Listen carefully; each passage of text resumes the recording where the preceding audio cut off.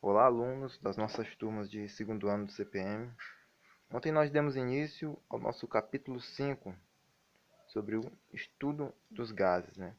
Hoje nós vamos ver um pouco mais sobre esse assunto, ver como ocorreu o estudo sistemático dos gases, né? Então, esse estudo iniciou-se no século XVII por Robert Boyle, né? Um físico, químico e filósofo. E ele iniciou esse estudo sistemático através das variáveis de estado dos gases, né? Então, as variáveis de estado, elas caracterizam o gás e são pressão, volume e temperatura. Tendo uma determinada massa de gás, ela tem pressão, volume e temperatura, estando isolada em um determinado recipiente. A pressão ela está relacionada com as colisões entre as partículas que compõem aquele gás. Nós temos aqui várias partículas. Quanto mais colisões houver entre elas e entre as partículas e as paredes do recipiente, maior será a pressão do gás. O volume ele é determinado. O gás ele ocupa o volume que lhe for oferecido. A mesma massa de gás, se for colocada em um volume maior, ela vai ocupar todo este volume. Então, e temos também a temperatura. A temperatura está relacionada com a velocidade das partículas. Quanto maior for a velocidade das partículas do gás, maior será a temperatura do gás, porque elas estão em constante movimento dentro do recipiente. E essas variáveis elas podem sofrer alterações, né? O nome mesmo diz, elas são variáveis, né? Então, ocorrendo uma alteração em uma das variáveis, ocorrerá uma transformação gasosa, né? Então, ocorre uma transformação gasosa se for alterado a temperatura, ou o volume, ou a pressão do gás. E, consequentemente, o gás vai mudar de estado. Não é estado físico, mas mudança de estado é do estado inicial para o estado final do gás, o estado 1 para o estado 2. E não é possível alterar somente uma das variáveis isoladamente. Ao alterar uma das variáveis, consequentemente, outra variável estará sofrendo uma alteração. E nós vamos ver aqui também que as transformações gasosas podem ser de três tipos. Elas podem ser isotérmica, isométrica ou isobárica. Isotérmica é aquela transformação em que ocorre com a temperatura constante. Isométrica é aquela que ocorre com o volume constante. E isobárica é aquela que ocorre com a pressão do gás estando constante. Vamos analisar cada uma delas individualmente. Vamos iniciar com a transformação isotérmica.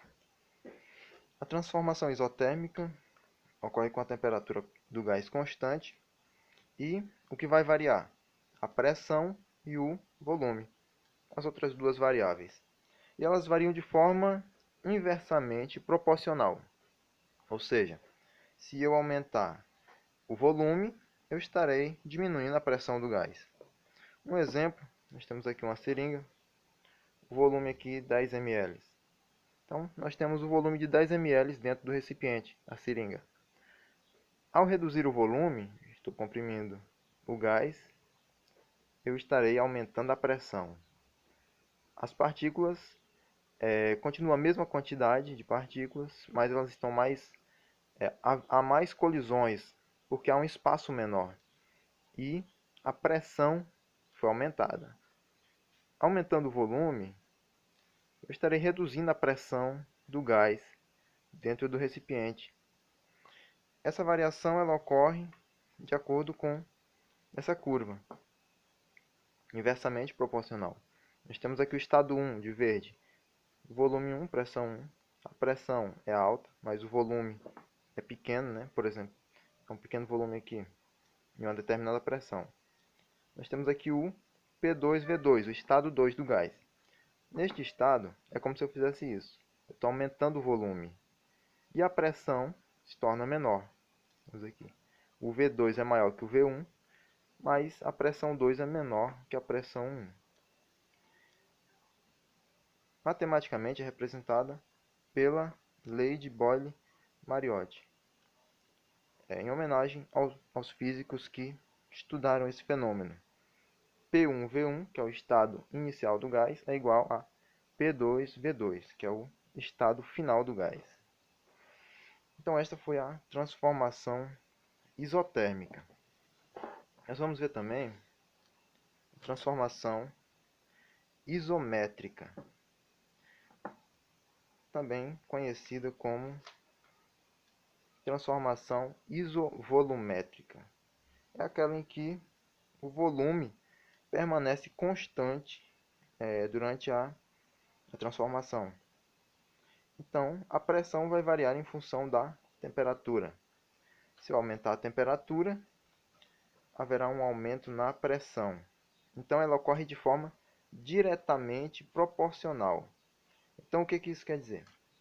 Se eu tenho aqui uma determinada massa de gás, né?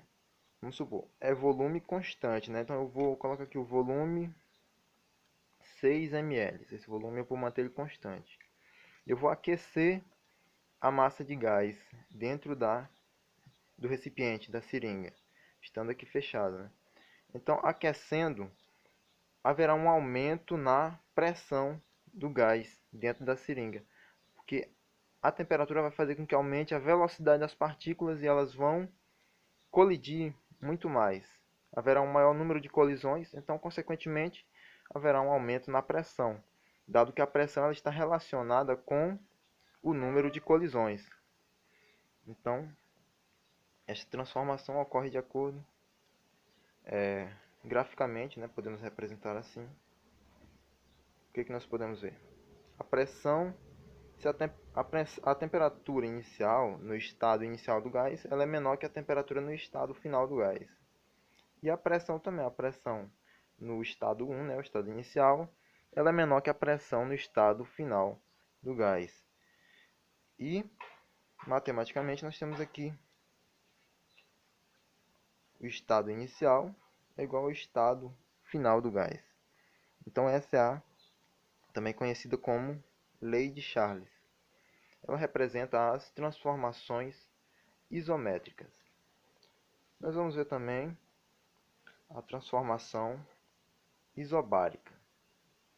A transformação isobárica é aquela que ocorre com a pressão constante. Então, se temos a pressão constante, o que vai variar?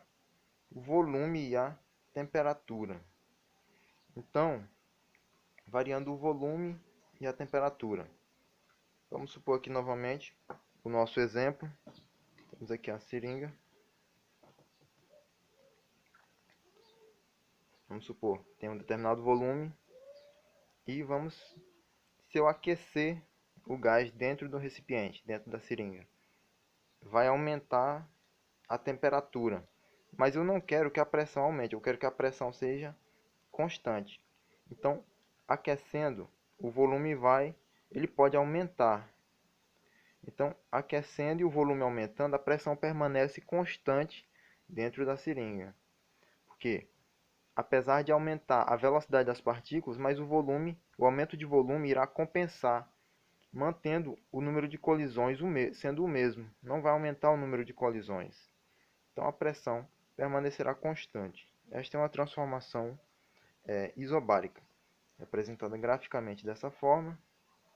Nós temos aqui temperatura inicial no estado 1, né? E temos o volume no estado 1. Aquecendo aqui